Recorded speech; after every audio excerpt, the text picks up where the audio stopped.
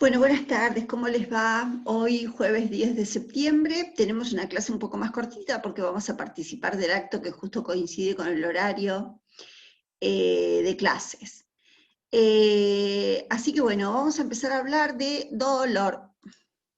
¿Qué es el dolor? Tratamiento del dolor. Tema que es muy importante para enfermería porque realmente, como siempre digo yo,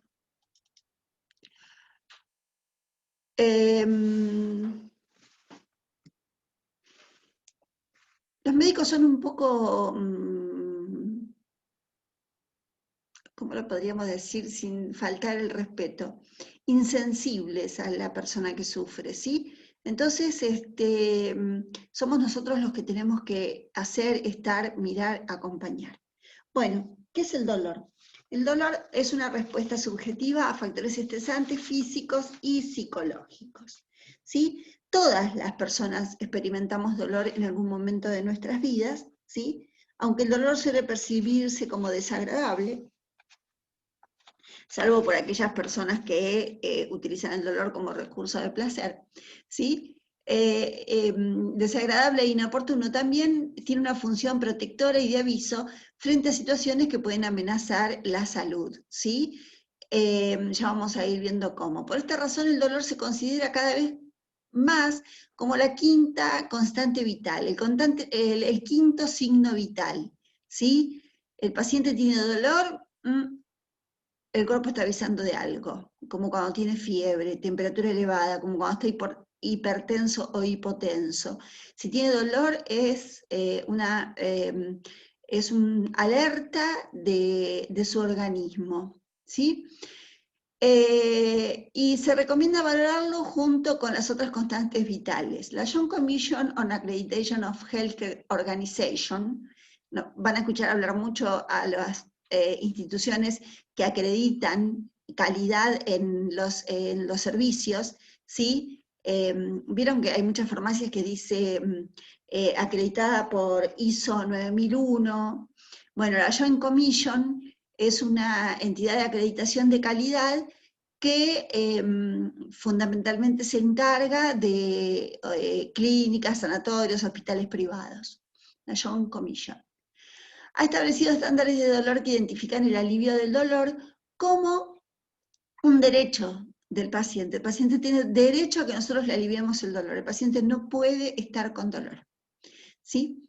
Y exigen a las instituciones sanitarias ejecutar procedimientos específicos para valorar y tratar el dolor y proporcionar la educación adecuada para ello. Las instituciones tienen que tener protocolo de dolor, ¿sí? Para que los cuidados sean de calidad. Cada acontecimiento doloroso individual es una experiencia distinta y personal, influenciada por factores fisiológicos, psicológicos, cognitivos, socioculturales y espirituales. El dolor es el síntoma más asociado a la descripción de uno mismo como enfermo, desde la experiencia de enfermo, ¿sí? Y es la razón más frecuente para buscar la asistencia de un médico.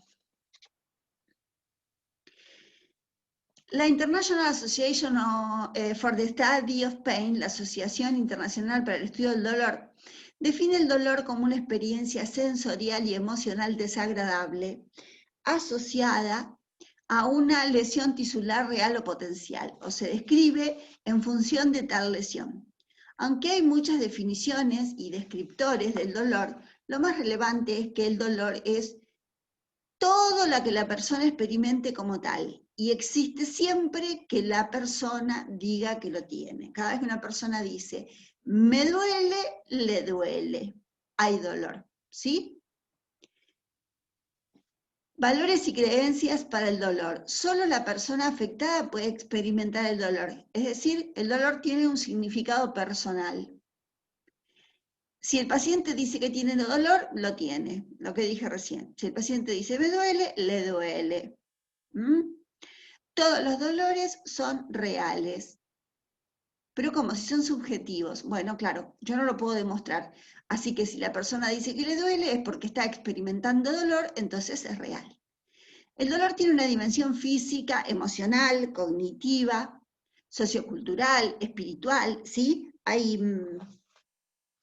culturas que lo viven de otra manera de como lo vivimos nosotros, ¿sí?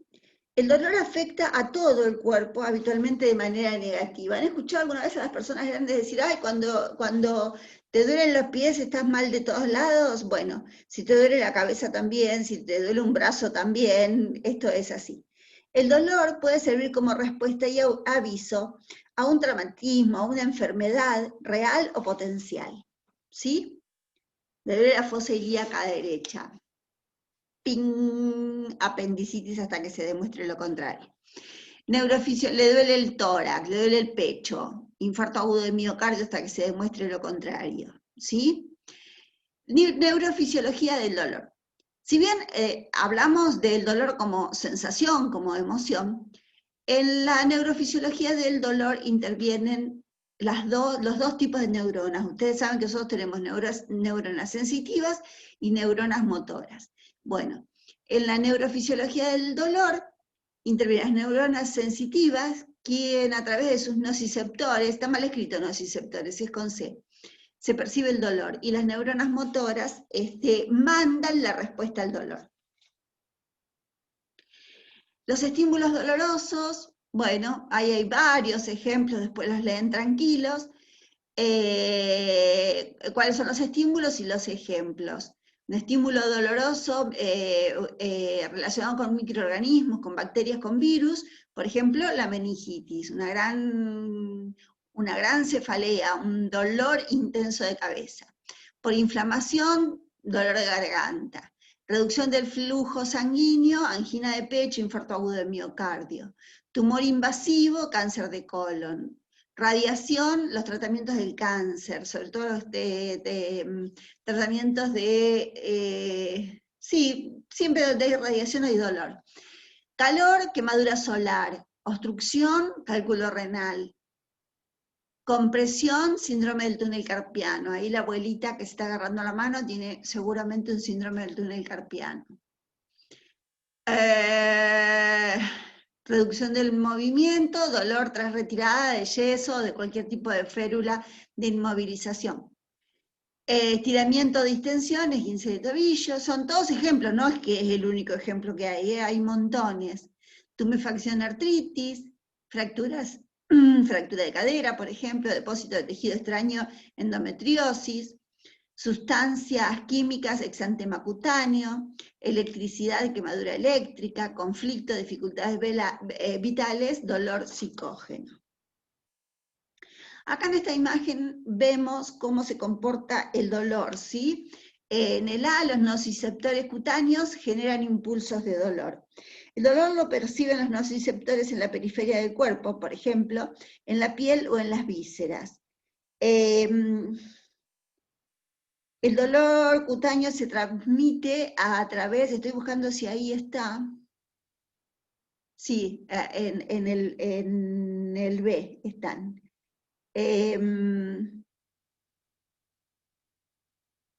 Se transmite a través de pequeñas fibras aferentes e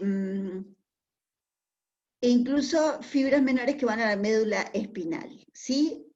A partir de ahí se produce la sinapsis del cuerno dorsal que lleva los impulsos hasta la médula espinal. Allí las fibras de dolor rápida hasta la corteza cerebral, fibras de dolor lentas hasta el tálamo, y la formación reticular integra la respuesta al dolor a través de las neuronas motoras. ¿Se entendió esto más o menos? Rapidito, cortito y al pie. Va bibliografía la semana que viene de este tema, así que no van a, si tienen algún inconveniente me lo consultan. Bueno, el dolor agudo tiene inicio, tipos de dolores, vamos a ver, clasificación de dolores.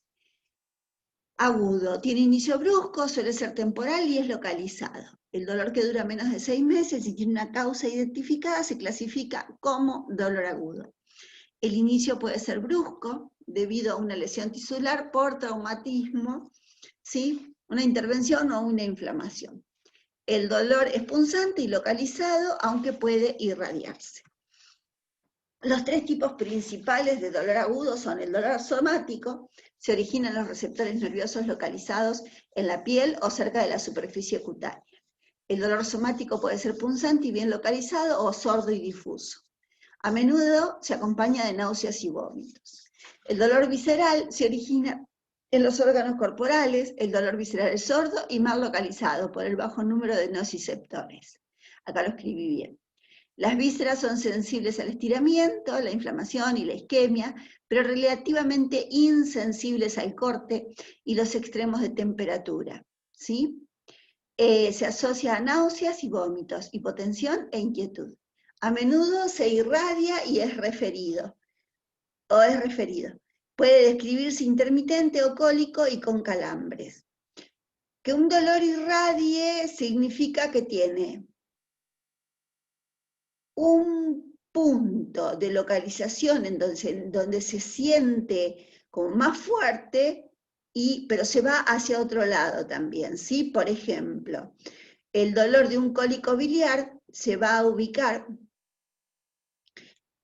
en la región dorsal derecha, ¿sí?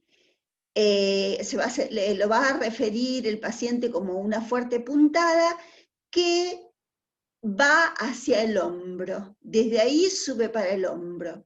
Eso es una dorsalgia derecha, dolor tipo puntada que irradia hacia el hombro. Bueno, el dolor referido es un dolor que se percibe en una zona alejada del lugar del estímulo doloroso. Suele producirse con el dolor visceral debido a que sus fibras sinaptan a nivel de la médula espinal. Creo que les puse unos dibujos. Ahí está. ¿Sí? Cuando duele el pulmón o el diafragma, el músculo diafragmático, el dolor puede localizarse en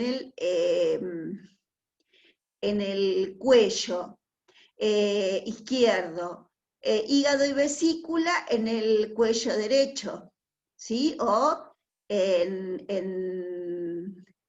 hipocondrio derecho o una dorsalgia derecha subescapular. El corazón duele en toda la zona del corazón e irradia hacia el brazo izquierdo. A veces irradia hacia el cuello también, ¿eh? En fin, ahí tienen lo que es un dolor referido, ¿sí? A través de la sinapsis, el dolor está en un lado, pero se manifiesta en otro. La causa está en un lado, pero el dolor se manifiesta en otro. Bien, ahí vamos. Características de las respuestas físicas al dolor agudo. Taquicardia, taquipnea superficial, hipertensión o hipotensión, pupilas dilatadas, sudoración, palidez, ansiedad, miedo. Bien, seguimos. El dolor crónico. Es un dolor prolongado que suele durar más de 6 meses. No siempre se asocia a una causa identificable. Ya no viene, el objetivo de este dolor ya no es indicarnos que está sucediendo algo fisiológico que hay que corregir, ¿sí? Es mucho más complejo de diagnosticar y menos conocido. La frecuencia cardíaca y la tensión arterial suelen situarse dentro de los valores normales debido a la adaptación fisiológica, pero pueden persistir las respuestas hormonales al estrés. El umbral crónico reduce el umbral para el dolor debido al agotamiento de la serotonina y de las endorfinas. Claro, yo hoy cuando arranqué hablando de dolor, quería hablar un poquito de esto de cómo intervienen la serotonina y las endorfinas, y me distraje y no lo hice. Porque los nociceptores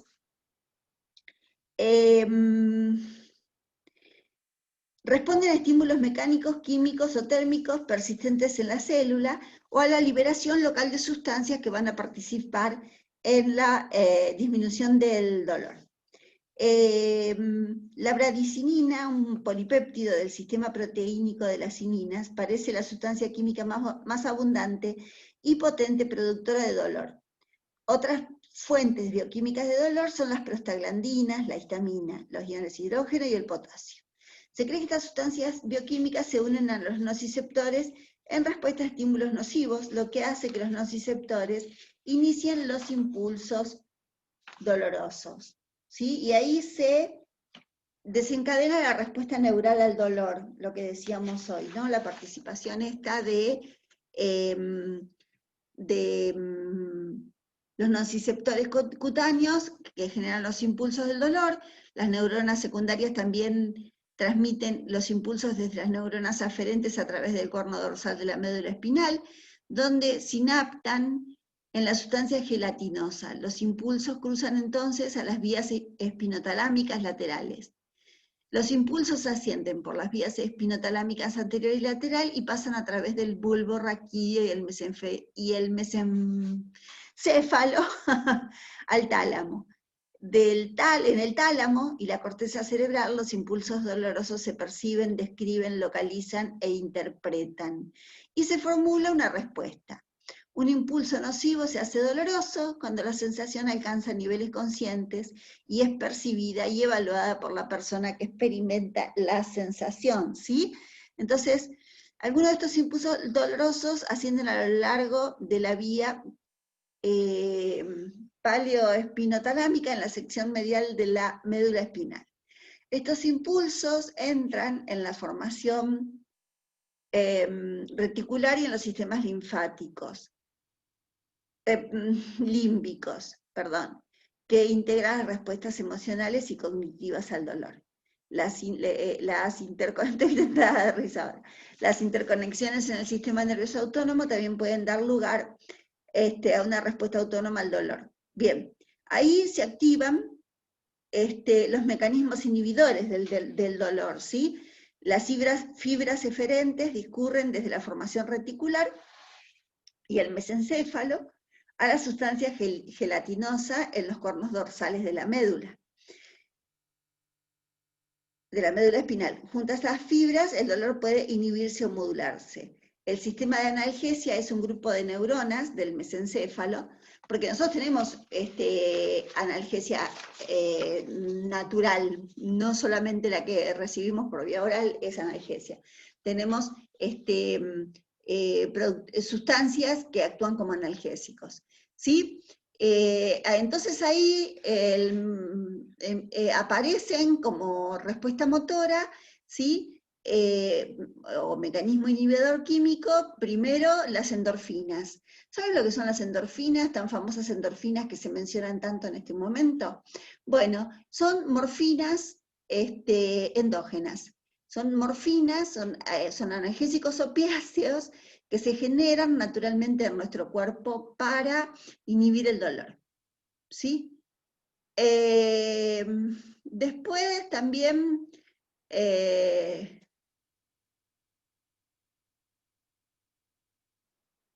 la oxitocina participa en la disminución del dolor.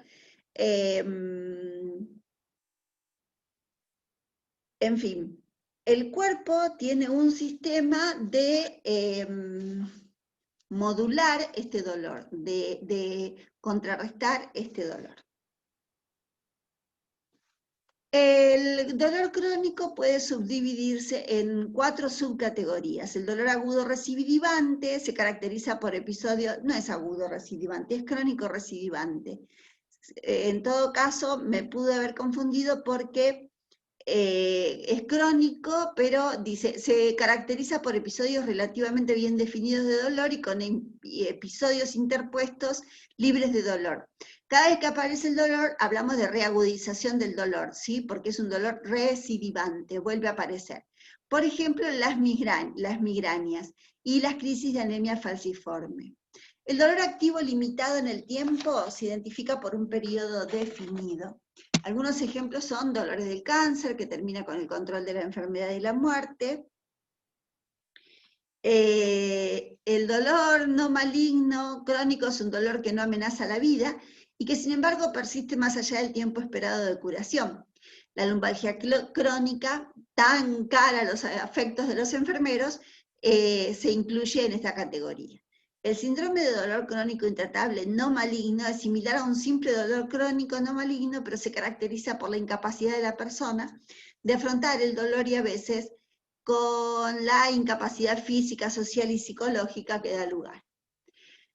Respuestas fisiológicas al dolor crónico: depresión, ausencia, inmovilidad, irritabilidad, es una persona controladora de las situaciones porque está con dolor. Otros tipos de dolor, y el intercurrente, es un dolor que supera el dolor basal tratado o sin tratar. A menudo se describe como reactivación brusca que supera el efecto analgésico de los analgésicos de acción prolongada, y a veces se asocia al final de la dosis de un analgésico. Ya vamos a ver cuando veamos los tratamientos que la Organización Mundial de la Salud propone la escalera de la analgesia. A veces superamos el primer escalón de la escalera y ahí es el final de la dosis de un analgésico. Ahí tenemos que pasar al segundo escalón. Independientemente de que el dolor sea maligno o no sea maligno, tratado o no, el dolor intercurrente es temporal y a menudo debilitante. En algunos casos puede ser necesario un aumento de la dosis basal de analgésicos para evitar el sufrimiento. Por eso es importantísimo evitar el abuso de analgésicos cuando somos jóvenes, porque después empieza todo este tipo de problemas, ¿sí? Alteramos el umbral del dolor y las dosis se vuelven insuficientes. El dolor incidente es un subtipo de este dolor. Se trata de un dolor predecible, precipitado por un acontecimiento o actividad como toser, cambiar de posición o ser tocado. Dolor central se relaciona con una lesión en el encéfalo que puede producir espontáneamente estallidos de impulsos de frecuencia alta que se perciben como dolor. Una lesión vascular, un tumor, un traumatismo o una inflamación pueden producir un dolor central. El talámico es un ejemplo de este dolor. El dolor fantasma, este es uno de los dolores más raros que ustedes van a ver. Es un síndrome que aparece tras la amputación de una parte del cuerpo. El paciente experimenta dolor en la parte que falta, aunque sea completamente consciente de que esa parte ya no está. Y te lo va a decir: che, a mí me duele, me pica, me molesta, me quema. Todas estas sensaciones va a tener y es como el dibujo, ¿no? Están las sensaciones, pero el miembro, esa parte del miembro no está. El tratamiento es complejo y a menudo es insatisfactorio. Bueno, el dolor psicógeno. Ustedes habrán escuchado hablar de la fibromialgia, ¿no? Bueno, la fibromialgia es una enfermedad psicógena. Se experimenta sin ninguna causa o acontecimiento fisiológico diagnosticado. El dolor psicógeno típico implica una larga historia de dolor intenso. Se cree que las necesidades emocionales del paciente desencadenan las sensaciones dolorosas. Es un dolor real, recuerden que todos los dolores son reales, y puede conducir a su vez cambios fisiológicos como la tensión muscular, que puede producir a su vez más dolor. Este trastorno puede deberse a conflictos interpersonales, una necesidad de apoyarse en otros, o un deseo de evitar una situación traumática o estresante. A menudo se acompaña de depresión. Por eso, por ejemplo, la fibromialgia se trata con antidepresivos. Continuamos en la próxima, pues hoy participamos del acto del Día del Maestro. Muy bien. Ahí nos estamos viendo a las 17